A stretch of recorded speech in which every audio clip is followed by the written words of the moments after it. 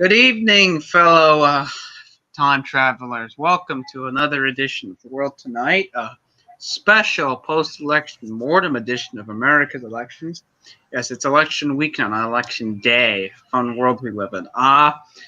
So as many of you may be aware, America has officially not had a winner declared in its presidential election, though all indications are that it is looking more and more likely by the passing hour that it will be former Vice President Joe Biden more than likely winning the presidency. Now, we should note no network in the U.S. nor the AP has made an official call on the presidency, though, depending on the network, they may be in the 250s, or in Fox, in the AP's case, which they've gotten a lot of criticism for, they're in the 260s, and then Biden just needs one or two more states. But in the international perspective, if the current trends hold, and knock on wood, of course, I don't.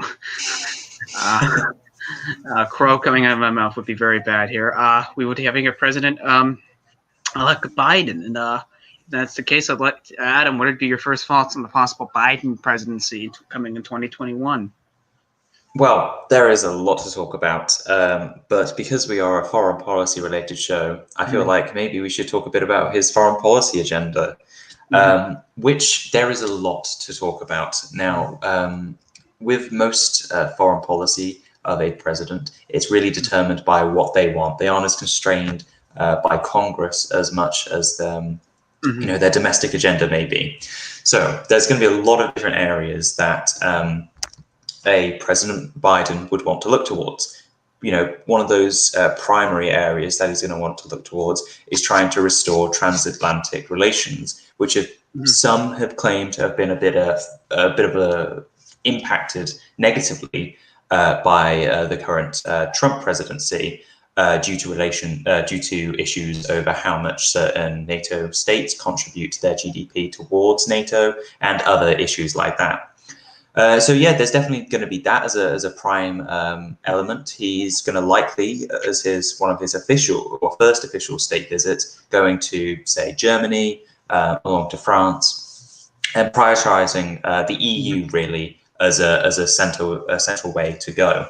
And then also to further look at this, future US-EU trading relations. So there's definitely significant elements to look at there.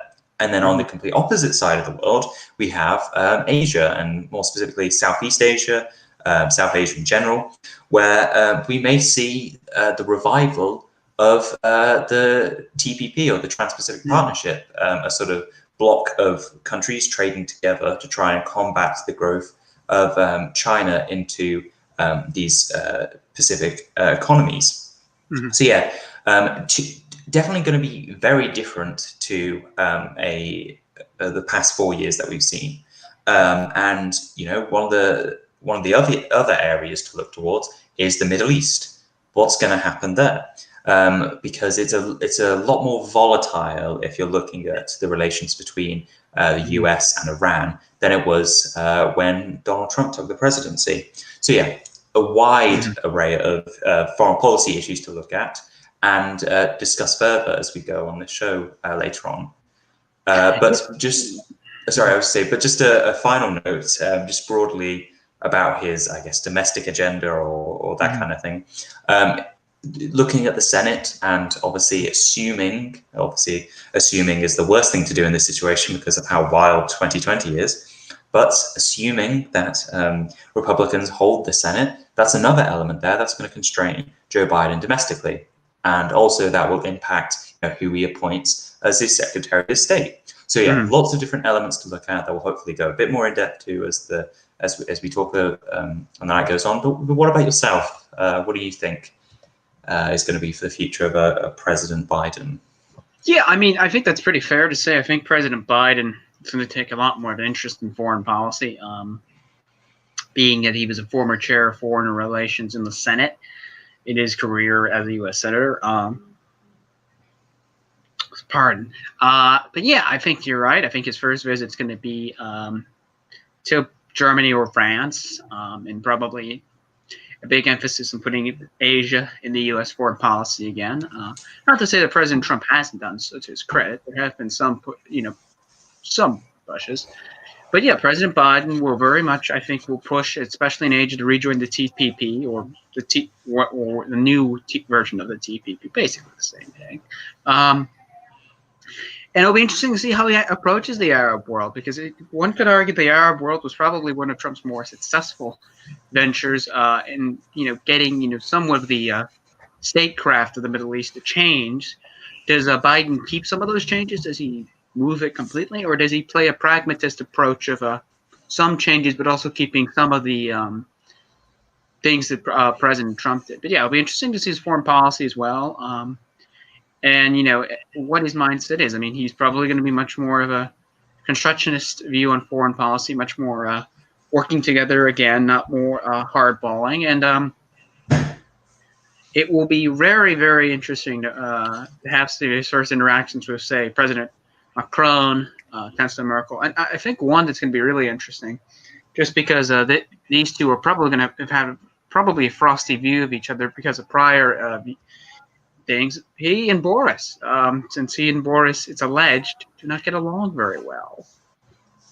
Yeah, and just to expand a bit more on what I was mentioning earlier with Asia, I've read and heard of strategists on foreign policy within the Biden campaign that they would like to take an approach towards North Korea in an approach that resembles the way they took towards Iran when they were trying to build the Iran deal. As in, the real strategy here will be leveraging huge amounts of outside pressure and economic sanctions and so forth, and using that as a way to ensure that North Korea comes to the table, agrees to certain terms to ensure that they either halt or reduce back or any other form of reality which a Biden presidency would want to see, and have that applied onto North Korea. Because as we've seen under President Obama, his attempt to try and hold back North Korean nuclear arms growth hasn't worked.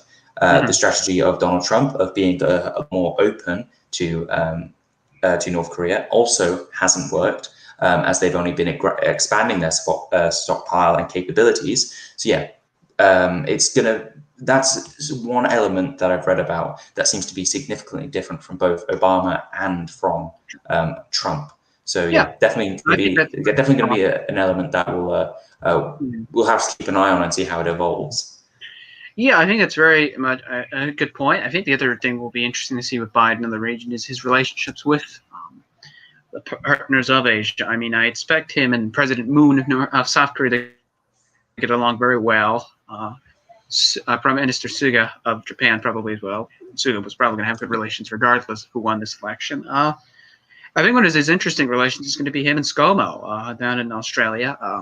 Since Australia has really become the sign of the anti-China, influence in the region, leader, how Biden approaches them, because one of Australia's big things against China is still maintaining a coal surplus to combat Chinese energy companies. So it's going to be interesting to see on the environmental front. Does Biden commit to his environmental views on that, or is he lax on that end for the Aussies to maintain a stance against China? Which it should be noted that he and President Trump, who, if he does lose, both have the same views in a sense about China. They both view it as a threat to American foreign policy and economic policy. And just in Biden's case, it may just be different in terms of how he handles China as a threat compared to, say, President Trump. Yeah, that's definitely one of the interesting foreign policy developments of the Trump era has been the hawkishness of Democrats towards China.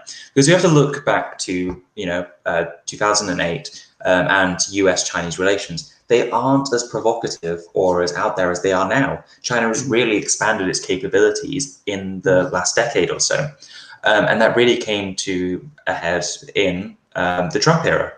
So seeing that, Democrats stated that the trade war that Trump was engaging in just wasn't working. And so they themselves have become hawkish on the issue of China and instead have attempted to go via a more, internationalist approach, working with allies, that kind of thing. So there definitely isn't any significant room for a pro-China voice in the White House, or at least any kind of exactly. It definitely seems that that's one element of foreign policy that both sides can sort of agree on. Yeah, and I think it's sort of interesting to see that, the change. I mean, 20 years ago, the big, view was China and America, were friends. America voted to let China into the WTO as a favored nation. It's just going to be the golden era of America-China relations. And arguably in the last decade, and especially pushed by President Trump, and that's become a bipartisan consensus, that China is now a U.S. threat, not a ally of economic commerce anymore. And it will be interesting to see which elements of Trump's hawkishness on China, the team, if win, carries into the White House with them, and what parts they don't. Do they go harder on national security legislation against the Chinese state instead of just using slapping tariffs? It's a very fascinating view, and as we'll mention very soon in this show, his appointments to the cabinet or in his national security team will have a very big importance, and his treasury team, on what the view of the United States may be internationally on issues like China, etc. Yeah, and going back to what you were saying with President Moon of South Korea, you definitely saw an incredibly rocky relationship between South Korea and the United States with a Trump presidency, primarily looking at military exercises being cancelled, I believe, last year. So that is an element to look towards and seeing that Donald Trump's embracing of North Korea, it didn't especially work for allies in the region. So yeah, that will definitely be interesting to see how a close relationship with President Biden. Sorry. Yeah, not to come in, but I would expect on a situation like South Korea, I would expect President Biden to much more be a traditional American president with the South Koreans. Probably, if I had to guess, probably an increase of U.S. troops and probably weapons material in the country itself. Yeah. That's that kind of thing. I'm expecting, to be honest, a very similar approach that the Trump presidency is taking with Taiwan to continue through with Biden. Again, I would argue that being, pro-Taiwan elements of Washington is one of these few areas that has bipartisan support, along with that hawkishness on China. So again, this is going to be another element of the Asian strategy that will play towards a Biden presidency. One element I just want to quickly talk about. Actually, wait, no, I'll save that for when we talk about the legacy of Donald Trump. But I think looking at just to go, I mean, I know we're jumping everywhere around the world, but just to go to Europe for a second. Another interesting element that we're going to have to see is how does Biden control a Turkey that is not only outwardly hostile towards US allies in the Middle East, as in Kurdish forces and that kind of thing, but also a Turkey that is incredibly hostile towards NATO. We've seen it when we talked about in the show before, when Turkey and Greece were arguing or almost going to war over maritime rights. Furthermore, you have to look towards the way that Turkey has responded to the Islamist terrorist attacks in France, almost blaming France and Macron directly for said attacks.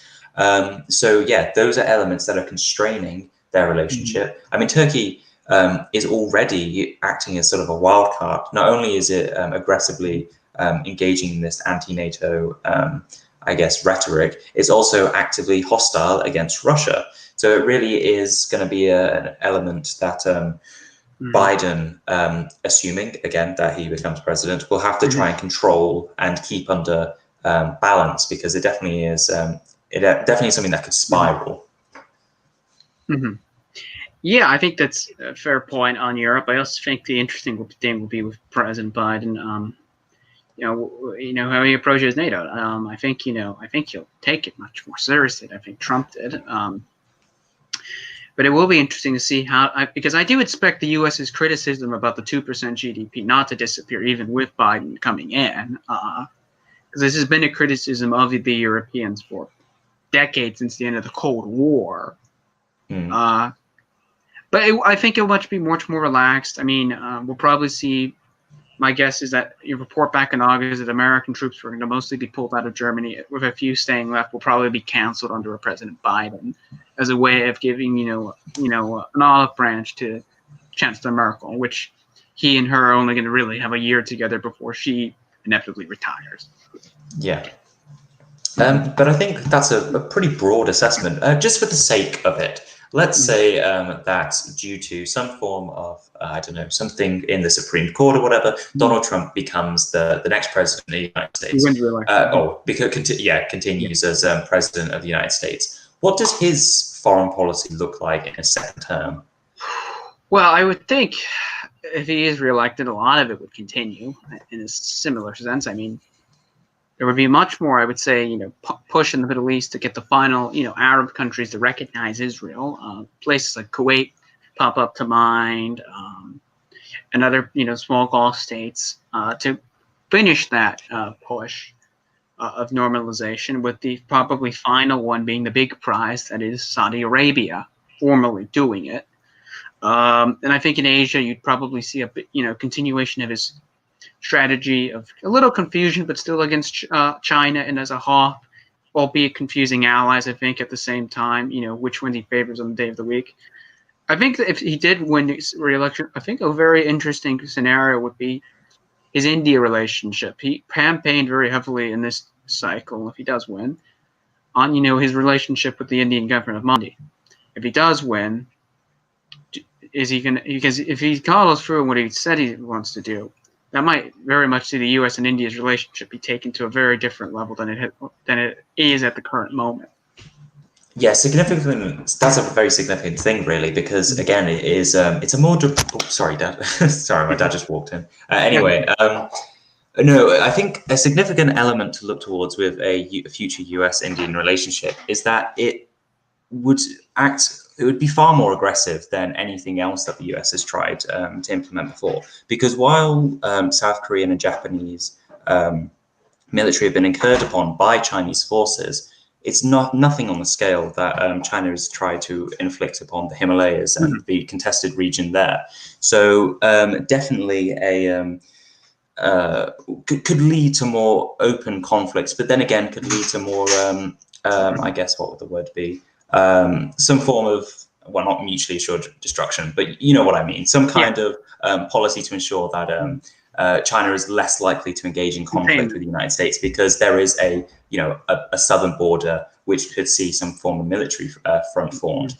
But yeah, that's definitely one of the more hawkish views that could come out of a second Trump presidency. And I think Modi himself, I do think Modi will probably, continue his pro-American, leanings, with Trump or Biden. But I think Modi recognizes that for India's potential in the region, it needs to more or less align itself in the American bloc, still maintaining some independence, of course, on certain things, but more or less becoming more of this country that, instead of what Pakistan used to be for the United States in that, in that part of Asia, that it's them getting the first call, not the Pakistanis. And we've seen the Pakistani-U.S. relationship, not just under Trump, but under the last few presidents, really start to disintegrate because of tensions over terrorism harboring in the Pakistani government. Yeah. I think you're entirely right. But a major difference between Pakistan and India is just the sheer scale of how different the countries are. India being a larger economy, having a larger military, those elements, and them being far more hawkish on China as well, because Pakistan, in certain regards, is closer, or at least not as hostile to China as India is. Another element I think would be interesting. Oh, sorry. No, you continue. I was going to move the conversation on. But quickly chime in, and I'll let you finish. And I apologize for cutting you off. I should stop doing this. Is it just the political landscape in India itself has also changed in the last few years? The BJP, power, dominance and power has also pushed this view that the BJP very much views it, is much more pro-American in a sense than say the old, Indian National Congress, which was a little more, thought, pragmatism on foreign policy than what maybe the BJP views on its policy. But I'll let you go with your point that I rudely interrupted you on. Well, yeah, just to add to your thing, you have to look at the fact India was one of the leading nations behind the non-aligned movement during the Cold War, and we're seeing that completely shifted as well. But yeah, so I was gonna say that so not only are we seeing this more hawkish foreign policy in regards to India, China, I think you'd see a more isolationist approach towards relationships with Europe, particularly. Beyond, I feel like the emphasis on the US UK relationship could definitely constrain a lot of what the EU is attempting to do. Already they're engaging in incredibly difficult negotiations, and I feel like an emboldened Trump that wants to rope in the UK. And if the UK goes for that, then that could definitely hurt relations and see any form of transatlantic trade deal go down the drain, really. Another element that I think would be interesting to look towards is Africa, because what I sense from a character like take Susan Rice, for example. Say hypothetically she is able to become the Secretary of State for a Biden presidency. I could definitely see that her past involvement in engaging US foreign policy in Africa isn't something that would be taken by a Trump presidency. We've seen we've already seen this term for Trump, seeing one that just ignores Africa, really. You just have to look at the recent call between Sudan, Israel, and Donald Trump, in which the heavily disputed, I cannot remember the name of it off the top of my head, but the dam in Ethiopia that is being built on the Nile, to which Donald Trump made a gaffe by alleging that it was going to be destroyed. And that element there is an incredibly poor thing. It definitely it had Ethiopia summon the US ambassador and caused incredibly fraught tensions there. But elements like that show that the Trump foreign policy doesn't particularly care about in Africa specifically. But yeah, who knows if that's an element that will be taken up by a Biden presidency. But I imagine that this continuation of not engaging with the continent may continue into a second term. Yeah, I think that's a fair assessment. Yeah, and I think the Trump administration in Africa hasn't been as active as it could have been compared to previous American presidents. Indeed. And it just seems it's definitely China's backyard, I guess, in foreign policy. Well, not backyard, but they're the area they're expanding into the most, because there is nothing to rival it. I mean, obviously you have the French in West Africa, but even they're planning to pull out of the region in the way that they've previously been going about it. So yeah, that's going to be the real battleground for any future conflicts between China and the United States. But again, that may not even happen if the US doesn't even pursue Africa as a whole. But ultimately, it's an incredibly important continent that needs to be focused. That should be focused on due to expanding economies. The future of the world. Exactly. And if we're looking at climate change specifically, obviously it's not the most important thing for a Trump presidency or looking how to solve it. But for a Biden presidency, it would be incredibly crucial to rope in these African countries to ensure that their growth in the future is committing to, renewable energy, or at least some form of green infrastructure being built along with the economic growth. That is very true indeed. I think that's fair points. Speaking about the two, one of the effects will be having to determine who their cabinet will be. And we mentioned this at the beginning of the show. Now, it should be noted, of course, results are not final, but it increasingly looks like Republicans will or have a chance of being the majority in the Senate. It is more than likely they will be at 50 seats once North Carolina and Alaska are called in their direction. Of course, it should be noted The two Georgia Senate races, the Perdue-Ossoff race and the Loeffler-Warnock races, are heading to runoffs in January on the 5th, I believe.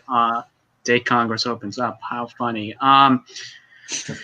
But yeah, so for the most part, right now, we are short of probably 50 Republicans, 48 Democrats, either a tied Senate or a 52-48 Republican Senate.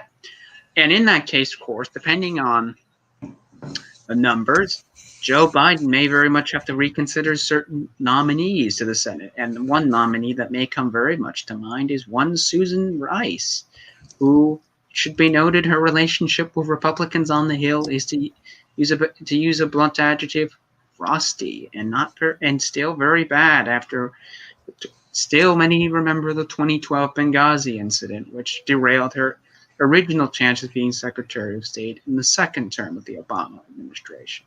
Thoughts, Adam? Yep. So it does seem like an outside possibility that Susan Rice is picked for Secretary of State in a Republican-controlled Senate. I mean, maybe this is a situation. Again, what I'm going to talk about is speculation, but I could definitely see Senate Republicans valuing other areas of cabinet to which they use the appointment of Susan Rice as a form of leverage to try and gain somebody else more beneficial to their own ideas in to the office of say a different cabinet post. That's the sort of behind the scenes politicking I expect to be going on as they try and negotiate some way of Biden being able to build an actual cabinet. But yeah, I mean, to be honest, looking at some of the possible options of who else could be chosen for the job, you have somebody like William J. Burns, who is the president of is that Carnegie Endowment for International Peace.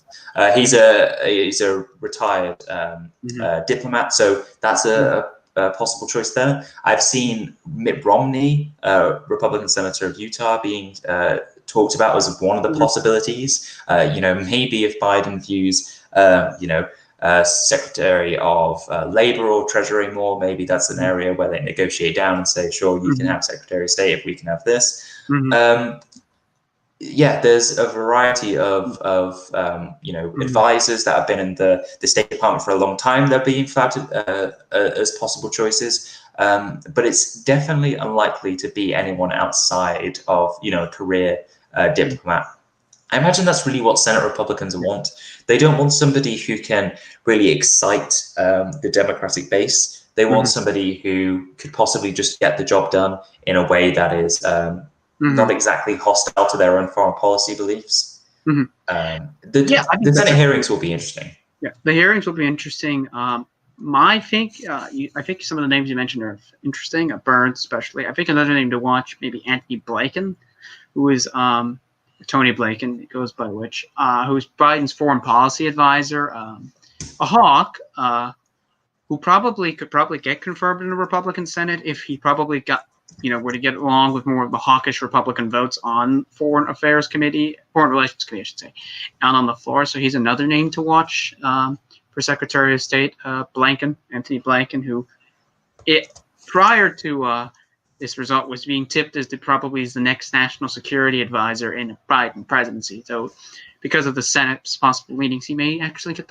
he might become Secretary of State, so who knows. I think another position, foreign policy-wise, and I think she'll probably get the position just because she's very praised in Washington, is Biden's defense secretary, who more than likely will be Michelle Flourier, who worked in the Obama administration as lead policy analyst at the Pentagon. Very much praised, very much seen as Biden's pick for defense, and a hawk. She infamously said a few months ago she wanted to, if she was defense secretary, be able to attack Beijing if she needed to within 24 hours, which sounds... Yeah, it's... I mean, you're not going to see the exact same neoconservatism of the Bush era, but it's definitely not looking like any dubs will be given these significant policies. And to be honest, I'm not really expecting it, because I imagine Biden is going to value, obviously he's going to value foreign policy, because it's going to be one of the few areas where he basically has supreme control over it.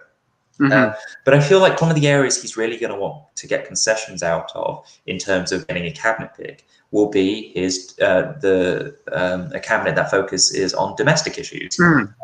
He's going to want a Secretary of the Treasury that is, more beneficial to the outcome that he My wants. position. Yeah, exactly. Because ultimately, if we're speculating here and looking towards 2022 and the midterm elections, what Biden is going to want to see is a strong economic recovery, and he's going to want to see the coronavirus basically dealt with. So those two elements there would make one go, okay, so he's going to value domestic policy there more. So yeah, that's why I imagine that Hawks will definitely be appointed to these crucial foreign policy positions. Yeah, and I think with Treasury, a very interesting thing is prior to the election, we were hearing a lot of conflicting views about who would get that position. There was a big push among progressives to get Elizabeth Warren to have that job. That's not going to be a thing now, especially if Mitch McConnell's the one having to determine nominations. I can't see any Republican on the floor voting for Warren, even if she's a colleague, for a position. The other name mentioned, and this has grown the ire of certain people, is Layla Brennard, who is on the Federal Board of Reserves, Treasury official. Much more would be what we were talking about with the Secretary of State. Much more of a traditionalist at the Treasury/Fed. She's been seen as someone who Republicans have said privately they wouldn't mind, according to Axios. So it'll be interesting what he has to do with his Treasury pick. Does he go for a bold pick and hope it passes, with the hope now that Susan Collins and Lisa Murkowski, since Susan Collins was reelected now, vote for that pick, and it's a tie, and Vice President-elect, if this happens, Harris breaks that tie? It'll be quite interesting to see what decision-making he goes in with his Treasury pick. Yeah, and a key thing to remember here is it's not like he needs to get the entirety of the Republican Senate on board. He needs a few. He just needs, say, a Romney or a Susan Collins, that kind of thing, to go, sure, I'll back whoever, or this more moderate pick. He just needs someone who can get a few Republican votes and doesn't have to stress out about the floor. He doesn't need all the caucus. He just needs, of course, someone who doesn't unite Republicans in opposition. Yeah, he's not going to pick somebody who Tom Cotton's going to be like, oh yeah, this is someone I could go for. But well, yeah, because that would be a fool's joke. I expect Tom Cotton and Joe Biden will not be getting along very kindly on the issues of foreign policy. Then again, Mr. Cotton probably has a presidential bid he's probably preparing. Yeah. But it definitely will be interesting because we've seen the polarization of the last decade or so.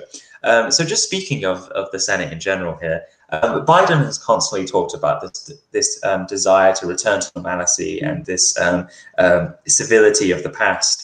But I don't know if we'll really be seeing that anymore. I doubt the good relationships that he may have with certain senators will really carry him anywhere. But that's more of an observation on the era as a whole. And I guess I want to just go on a bit now to talk about, what do you think Donald Trump's major foreign policy successes were, and what were his major failures? I guess you can start with successes. Yes, it does feel odd saying this just because the election happened this week and we're still in the air about litigation. But I think his main success, if I had to say it, was more setting the roadmap and changing the Middle East in a sense. I will make it very clear. I was no fan of the Obama foreign policy, and one of the areas that the Obama foreign policy got itself into a lot of criticism into was its relationship with the Arab leaders. A lot of Arab leaders didn't trust Obama at the end of his presidency or viewed him in disdain. Trump prepared it. I get it. A lot of those Arab leaders are probably not the nicest people in the world, but he obviously getting Israel recognition with UAE. I can't remember my countries anymore that he got recognition with, but that recognition with Israel, pushing a lot of peace initiatives in the Middle East, Obviously, the Palestinian issue wasn't really an interest of his. I think it's more the reality of that issue is pretty much dead for the time being. But yeah, I think the Middle East, his closing in Israel with the Arab world, I think is one of his big legacies. I think the other big legacy is also pushing the India-U.S. relationship much closer together to a point where we can start saying India is beginning to be more in the American aligned movement, not the non-aligned movement that you mentioned earlier. And I think in Asia, that one's probably his meh, but he increased defense cooperation with a lot of the smaller country islands. So there's that. And I think his biggest failure, if I had to bluntly say it, is a bit of the irrationalist, being confusing. His relationship with Europe was always very messy from the start, and that's probably really where his relationships, if there's any part to look back on that was a bit of a disappointment, is that he and European leaders didn't get along, and that he didn't really do as much in Africa per se like George W. Bush did, passing critical HIV funds for Africa that have reduced the rate of AIDS and HIV in the continent. But overall, I'd say his foreign policy, I know people will be very harsh on Trump for many different reasons, warranted or unwarranted, but I would say his foreign policy, if I had to give it a grade, was like a C+. It wasn't terrible,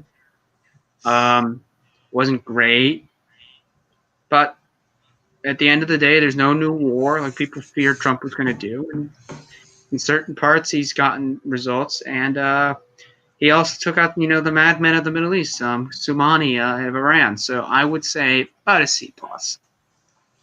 Yep. So I'm going to give all my hot takes right now.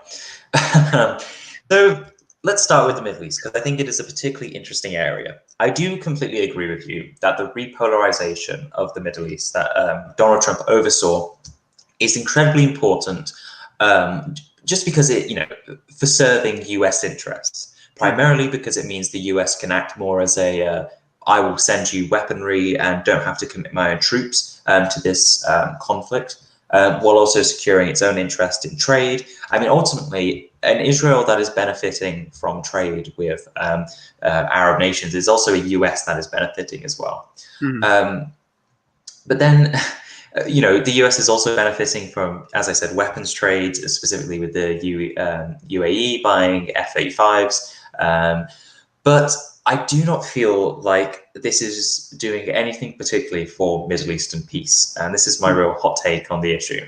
Repolarization, yes, definitely important because it's showing the shifting of allegiances. But the two main actors I am incredibly worried about in the Middle East, that being of Iran, is not controlled in any reality, really.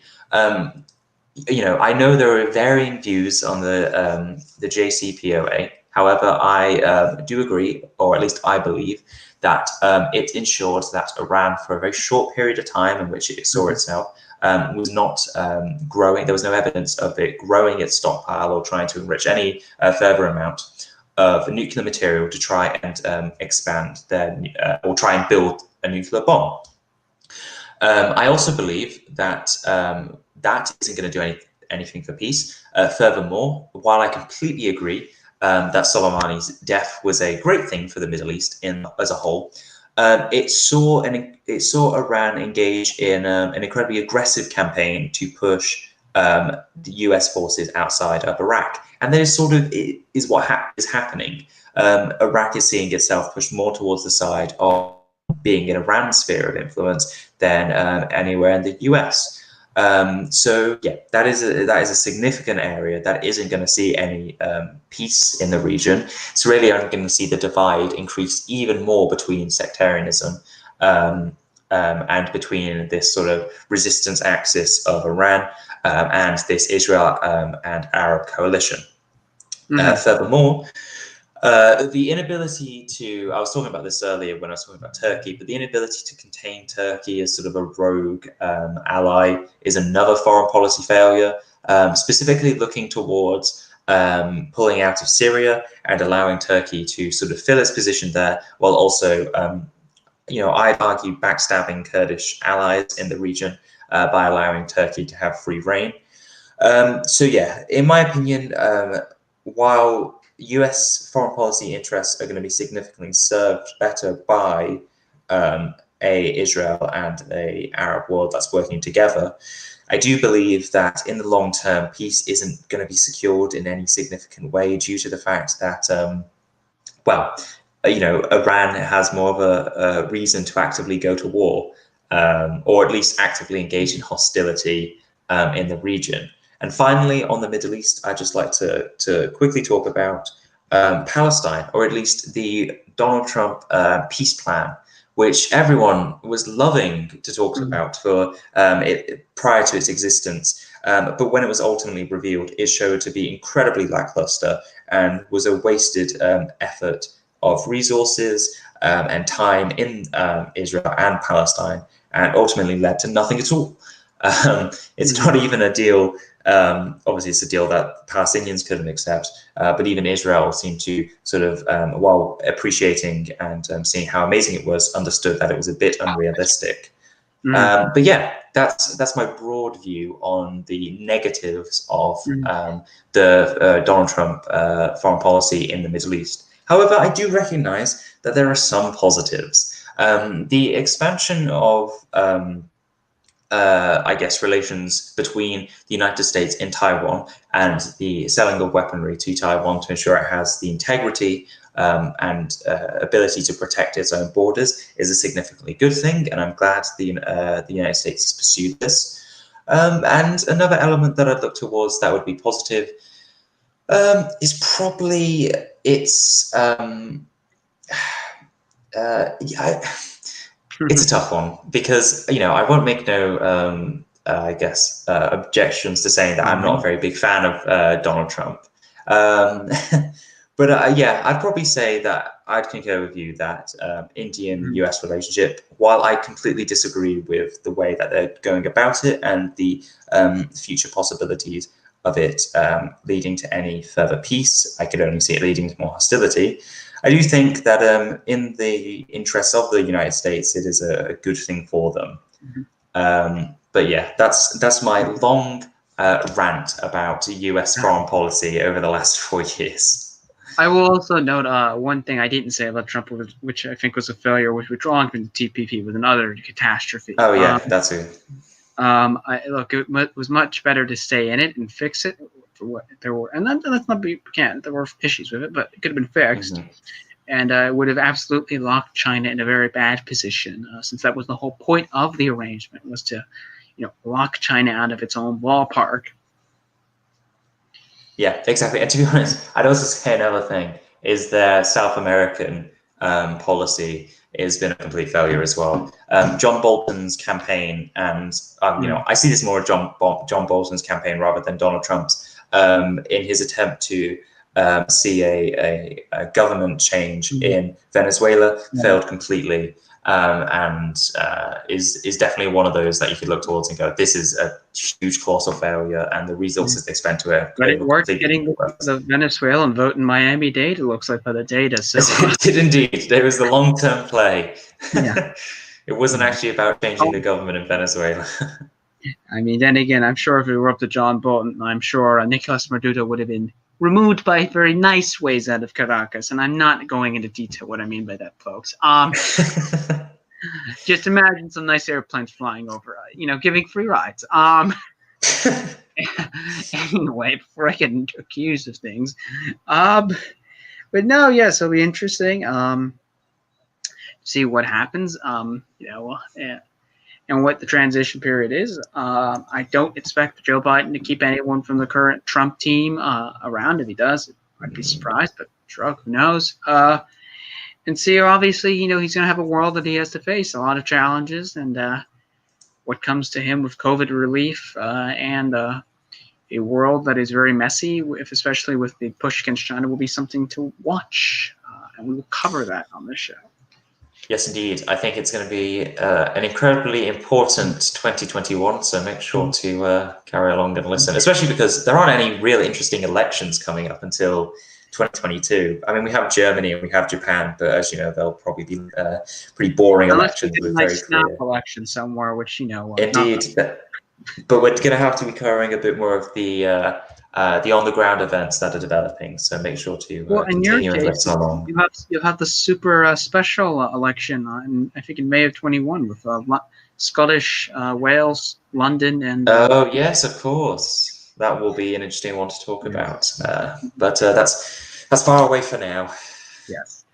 Anyway, since we are good on time, we will move up to other topics, not including the good old United States of America, which, by the way, needs to fix its voting laws, but that's a different story. But anyway, I'll let Adam explain some news out of Ethiopia this week.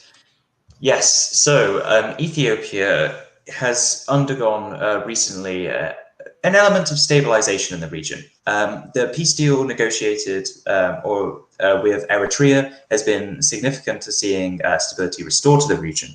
However, internal conflict is now sort of tearing the nation apart in the Tigray region of Ethiopia more specifically.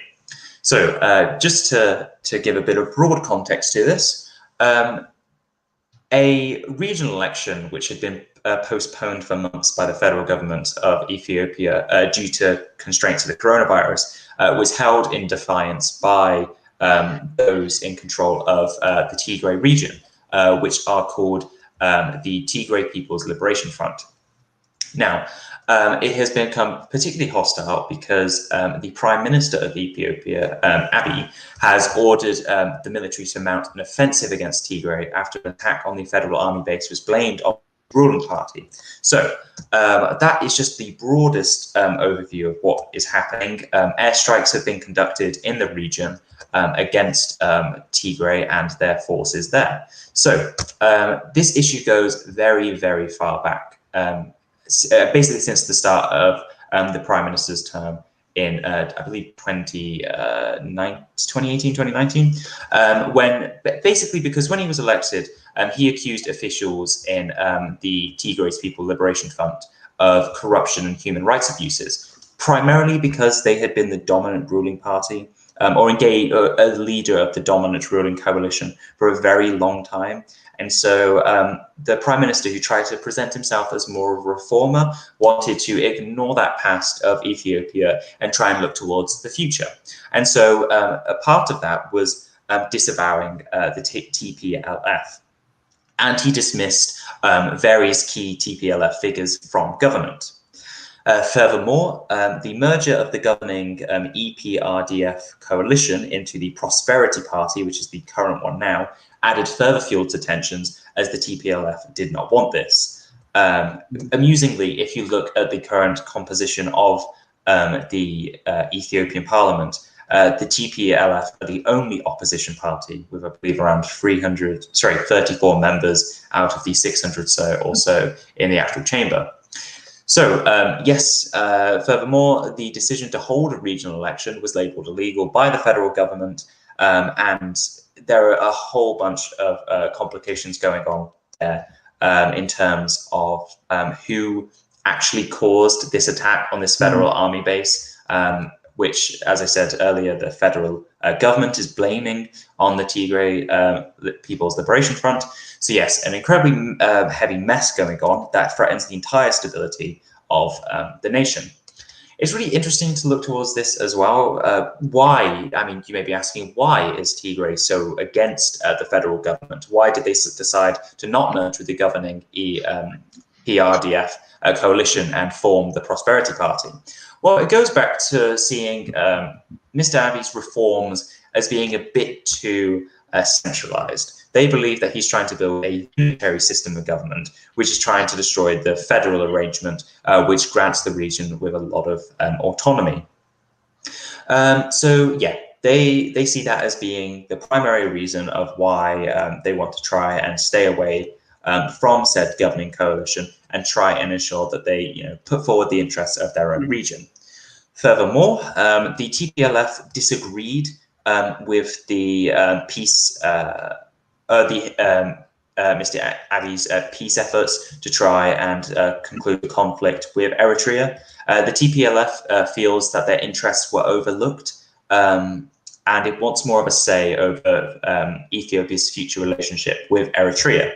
So yeah, this is just some of the main reasons why they're so against the federal government. But yes, let's move further on to this attack on the federal army base, which, as I said, the Prime Minister has accused the TPLF of dressing its soldiers in uniforms resembling those of the army of neighboring Eritrea to, and I quote, implicate the Eritrean government in false claims of aggression against the people of Tigray. So again, these are just allegations coming from the Ethiopian government. But they're definitely interesting to try to see how they're trying to play this and spin this in their favor. But yeah, that's just the broadest possible view of the conflict going on there that is growing as we speak, and it could possibly trigger an internal civil war because Tigray definitely doesn't seem like they're backing down anytime soon. But yeah, that's the conflict as a whole. Do you have any thoughts, Peter? I mean, it sounds like a very disturbing situation, and beasts of power in Ethiopia, are not very fun. Funny enough, I just had to write about Ethiopia for a class, but it's fun war with a neighboring country, Eritrea. But yeah, I mean, it's I think it's you may offer good things, and hopefully there's an arrangement to avoid a civil war, because as we've noted, African civil wars are never pleasant to have to cover. But yes, moving on to my topic, which is the election in Moldova, which it's flown under the radar, but it's a very interesting election in terms of its effect towards Russian relationships with the country. The current president, Igor Dodon, who has had the job since 2016, is being challenged by a centrist pro-European Maia Sandu, whose party is the Action and Solidarity Party. Mr. Dondon is an independent but supported by the Party of Socialist Republic of Moldova, which is a pro-Russian party. Ms. Sandu, the first person I mentioned, is much more pro-Western. So they had a first result on November 1st. The second result runoff November 15th. And the big surprise here was that Ms. Sandu came actually in first place. She won 36% of the vote, and the current president, Mr. Dodon, only won 32%. And if you look at the other parties that were involved, a lot of the anti-Russian parties actually performed much better than expected. So it's quite interesting scenario to see a country that's been very near Russia, culturally, historically, and recently, and still is closing into Europe. Possibly may have a pro-Western leader, which of course would make Moscow very cross, which of course is always a good thing. But yeah, it'll be interesting. It's interesting to see that. Of course, the runoff will take place on the 15th, and the winner of that will be inaugurated in. Current polling is a little all over the place. Though most polling right now, I don't think there's no polling for a runoff, but I would say it's a toss-up race. It will be quite fascinating to watch, just because of what the other parties, especially on their Russian views, may coalesce around the two candidates to inevitably push one over the line.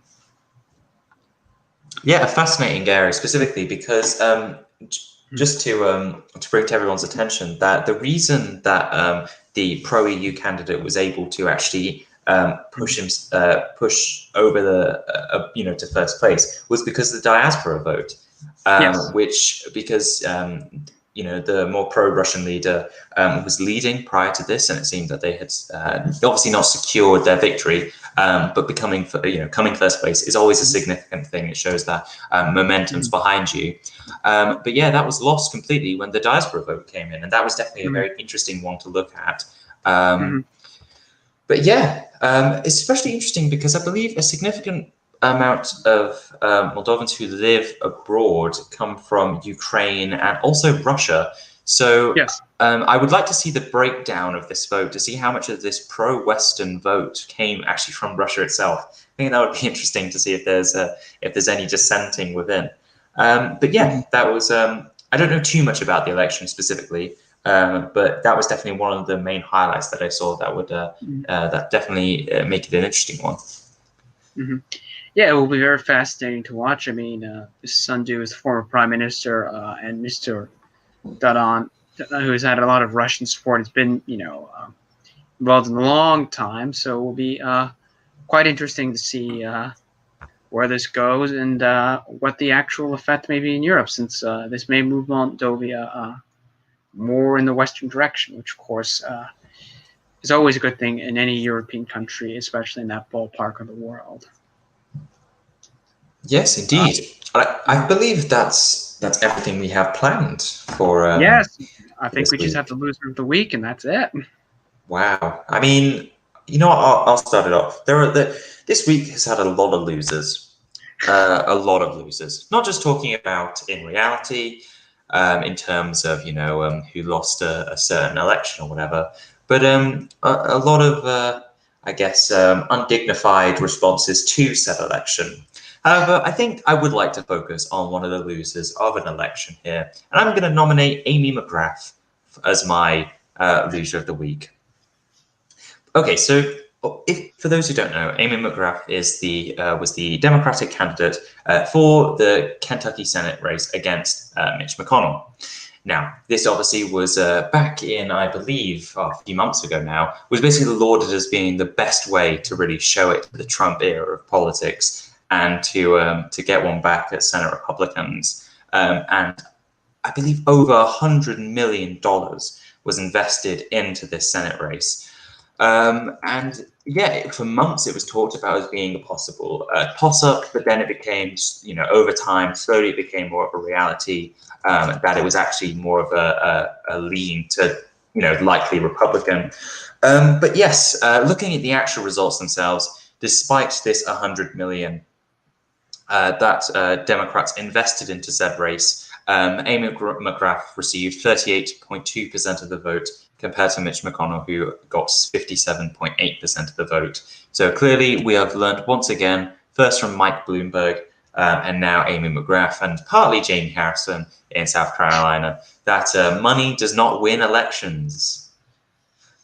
Indeed, and speaking of those names, this guy's into my loser of the week, the Democratic Senate Campaign Committee. So much hype, so much money, and in the end, they only gained 2 seats. Yeah, to be honest, I was gonna put that, but I thought that was a bit too broad. But and of course, to add insult to injury to the Democratic Senate Campaign Committee, Susan Collins, who most people thought was dead in her race, won without even ranked choice voting. Just insult to injury for them. Oh, and on Kansas, which people on Twitter, were saying it was going to be super close, turned into a double-digit win. Not even close. South Carolina, Lindsey Graham's on the ropes. He wins by 12. You can continue going on Texas. People thought John Cornyn was only going to win by 5 or 6. He won by what now? 12. Mitch McConnell. Yes. Everyone thought Mitch McConnell was going down, Twitter told me. Nope, Mitch McConnell won by about 20 some odd %. Yeah, exactly. This was not exactly the year for Senate Democrats. But on the other hand, we could go for the easy route and just say Donald Trump is the loser of this week. He may not be the loser in the end, because you know how a Supreme Court ruling could go. But somebody out there probably is screaming, why aren't we nominating Donald Trump? And I sympathize with you, whoever's saying that out there. And I would be surprised for those who will say, why am I not screaming the voting process? And yes, the voting process in the U.S. is also a loser of the week.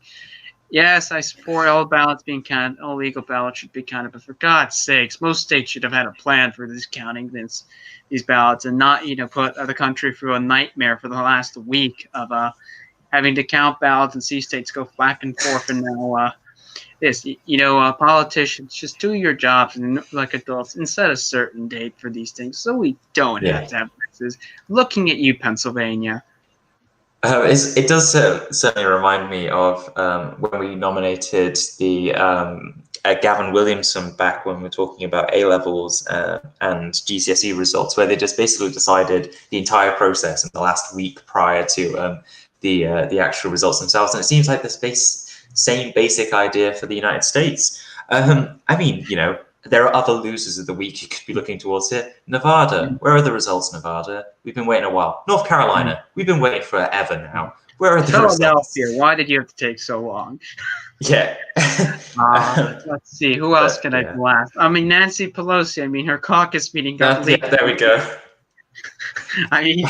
Geez, private meetings getting leaked to the media, that's a fun family time in your caucus. Yeah, the Trump family, Eric Trump, Donald Trump Jr., their crusade against Giuliani. Rudy Giuliani, the man, the myth, the legend, sent all the way to Pennsylvania like a knight on his noble steed. But yeah, America. The Texas Democrats, they were going to pick up all these good seats at the State House. They got nothing. Yeah, exactly. Though, it's just a broad area. The United States. Loser of the week, this time of year. Yeah, exactly. There are so many different possibilities. And just because we have time, I'm going to say my big ball moment of the week, or biggest moment of the week, was Fox News standing by its call of Arizona. That now looks like they were right at the end. Yes. It's not that often where we see Trump screaming at Fox News, or at least his advisors screaming at Fox News for this decision. But no, it's fascinating to see. There again, and it will be interesting to see when Pennsylvania, Georgia, Nevada, Arizona are called, because that will be any time in the future now. Hopefully, by the time we get to them.